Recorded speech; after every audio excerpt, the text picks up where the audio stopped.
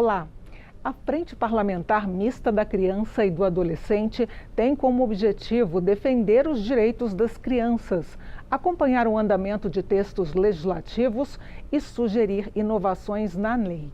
A frente é coordenada pela deputada Maria do Rosário, do PT do Rio Grande do Sul, que eu tenho o prazer de receber no Palavra Aberta. Deputada, muito obrigada. A frente, ela foi relançada, não é isso? Porque existe desde lá atrás, 1996 ou 3. 1993. Isso.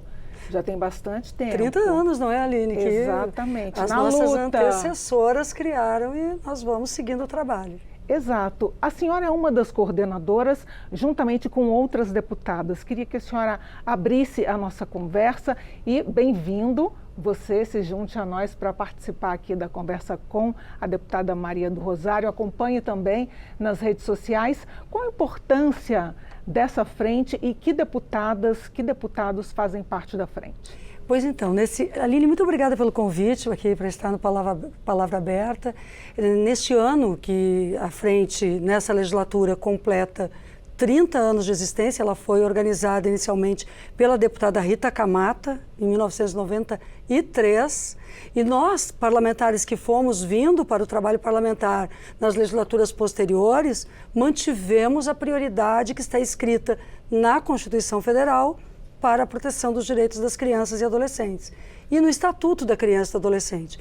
E nessa legislatura, a deputada Sâmia Bonfim, a deputada Juliana Cardoso, a deputada Érica Cocai, sempre muito presente conosco também, estão na coordenação dessa frente parlamentar, além da deputada Ana Paula Lima e da deputada Laura Carneiro, e da senadora Elisiane Gama. A frente também já contou com a coordenação de Lídice da Mata, na época senadora, e com Patrícia Saboia. Em geral, somos mulheres, mas homens parlamentares também estão nessa linha de frente. E esta frente parlamentar tem sido responsável por avanços legislativos para a proteção das crianças contra a exploração sexual, o trabalho infantil, está atenta agora às questões da violência na internet. Então nós temos muitos temas permanentemente e, sobretudo, trabalhamos para garantir que o orçamento público seja aplicado para a prioridade da infância brasileira. Deputada, eu vou ler o dado do IBGE que aponta para 25% da população brasileira entre 0 e 17 anos. Eu quero me incluir no grupo que falhou, porque eu faço parte da sociedade civil brasileira. Mas por que denúncias são feitas à Vara da Infância, à Justiça? Temos um caso recente, são inúmeros casos, infelizmente, como a senhora já deu algumas entrevistas, nós nomeamos leis que vão para frente com o nome de crianças mortas, infelizmente. Mas por que nós ainda temos um pai recorrendo 7 vezes à Vara da Infância, à Justiça, num caso mais recente que aconteceu no Brasil, e infelizmente a filhinha foi morta? É lamentável, e não só lamentável, são crimes hediondos. E é triste ver que este país tem aumentado o número de crianças vítimas. Na verdade, nós estamos diante de uma cultura muito permissiva da violência contra crianças. E aí está o sentimento de impotência que certamente a sociedade, aí não é a sociedade que falha, somos nós também, autoridades públicas, todas instituídas, autoridades nas mais diversas áreas, que mesmo fazendo a lei, damos às vezes péssimo exemplo. Péssimo exemplo quando somos agressivos, péssimo exemplo no parlamento brasileiro quando utilizamos esse espaço de uma forma a humilhar, a diminuir. Nós precisamos ser uma casa legislativa que dê um melhor exemplo para a sociedade. E, aliás, isso eu acho que faz parte da responsabilidade de todos os cidadãos e cidadãs, mas primeiro, inclusive, das autoridades públicas. Eu lamento também muito quando eu vejo um julgamento como do assassinato do menino Bernardo, que nomeou a lei. Que nomeou a lei, e vejo que ainda há uma impunidade diante de um crime tão grave, mas que outras crianças continuam sofrendo maus tratos até a morte, sem que a gente esteja chegando antes dessa morte. Nós não queremos mais falar só da situação de vítimas, nós queremos nos antecipar à condição do infanticídio, da morte de crianças. E para isso nós precisamos de uma sociedade inteira atenta. A escola, as unidades de saúde, a assistência social, até as igrejas, as comunidades, porque as crianças pedem ajuda de alguma forma. Às vezes não é com palavras, às vezes até com olhar, com um comportamento que alguém vai considerar mais agressivo, não indo à escola, faltando à aula, ou tímidos demais. Essas formas de comportamento nós precisamos ter na escola, nas unidades de saúde, neste conjunto de políticas públicas, todo um olhar onde a criança não seja estatística. Ela seja a nossa prioridade e a gente trate de cada uma no seio da sua família para a proteção. Até porque, Aline, é triste também ver que muitos casos de violência acontecem dentro de casa. A maior parte deles. Eu queria que a senhora falasse sobre as leis que foram feitas aqui, infelizmente, sobre esses casos, o caso Henri, o caso do menino Bernardo, e de que parte da legislação a gente fala quando a gente quer propor uma lei que possa antever um crime tão hediondo como esse? Bom, primeiro que nós temos que criar um sistema de proteção à criança e adolescente que atue de forma integrada.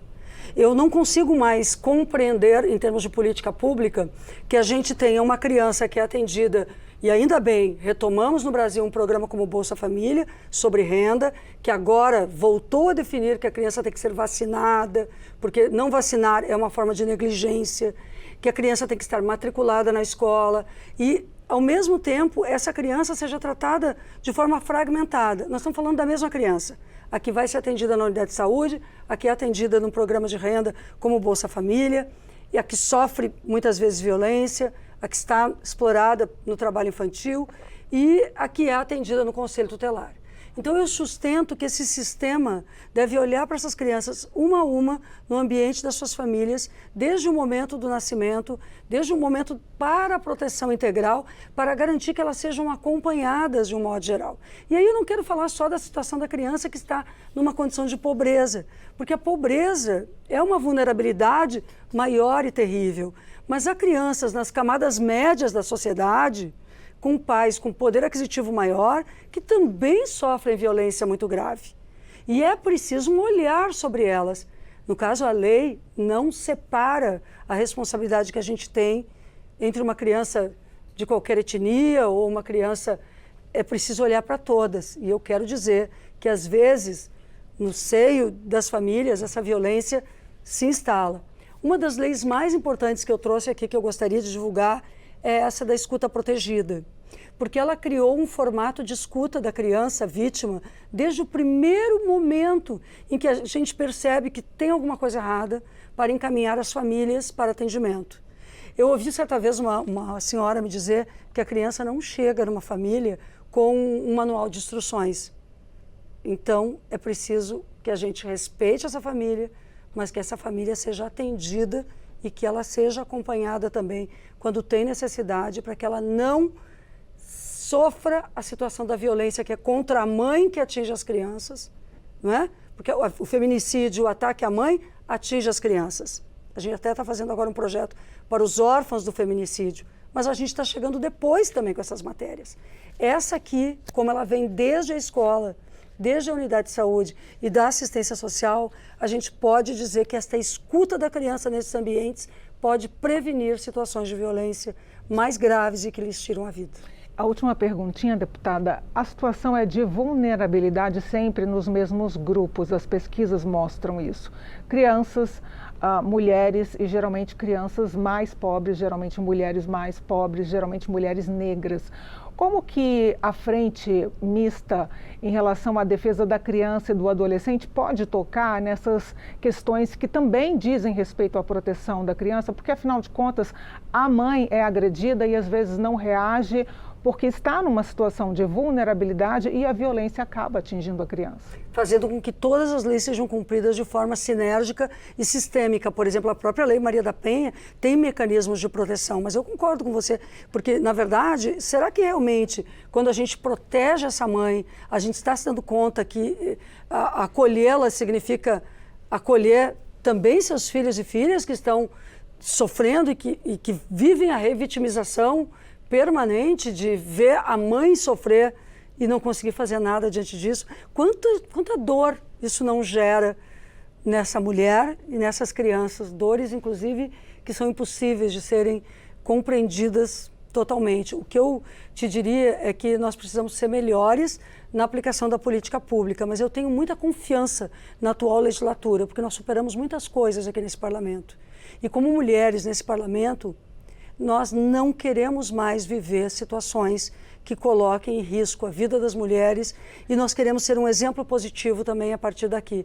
Eu estou dizendo isso porque eu acho que é uma coisa importante. Aqui hoje, nesse parlamento, nós temos mulheres indígenas, mulheres negras, nós temos pessoas de todas as unidades da federação, de forma que nós podemos viver essa contribuição destes parlamentares e dessas parlamentares em contato com a sociedade, fazendo as coisas serem melhores no Brasil. E com uma abertura maior de diálogo também da Casa Legislativa com o Poder Executivo, com os poderes de um modo geral. Eu estou confiante que a gente possa fazer isso agora já, mas o tempo da criança é sempre o da urgência, porque é hoje, como diz um poema, que os seus ossos estão se formando, que o seu sangue está se formando, que a sua vida existe. Criança não é futuro, viu, Aline? Criança só é futuro para a gente, para um país como o nosso, quando ela tem um presente garantido. Deputada, é muito legal, muito alegre da sua parte falar todas essas palavras. Eu vou confessar aqui para o telespectador também, para a senhora, eu estou às vésperas de receber uma criança em casa, uma adoção que eu já espero há 10 anos, então é um tema que eu adoro, que me emociona. Parabéns pelo trabalho parlamentar e espero recebê-la aqui várias vezes. Muito obrigada, eu fui relatora da nova lei de adoção. Fico muito feliz, eu tenho certeza que tu serás feliz e isso é uma coisa muito linda para poder dizer para os nossos telespectadores. Meus cumprimentos, querida mãe. Uma espera desde 2016. Olha, agora uma espera longa, hein? Agora uma gestação longa aqui para a Agora vai. Muito obrigada, deputada. Um abraço. E para você que quiser compartilhar essa entrevista, basta acessar a página da Câmara na internet ou procurar o canal da Câmara dos Deputados no YouTube. Muito obrigada de novo pela sua companhia e até a próxima edição.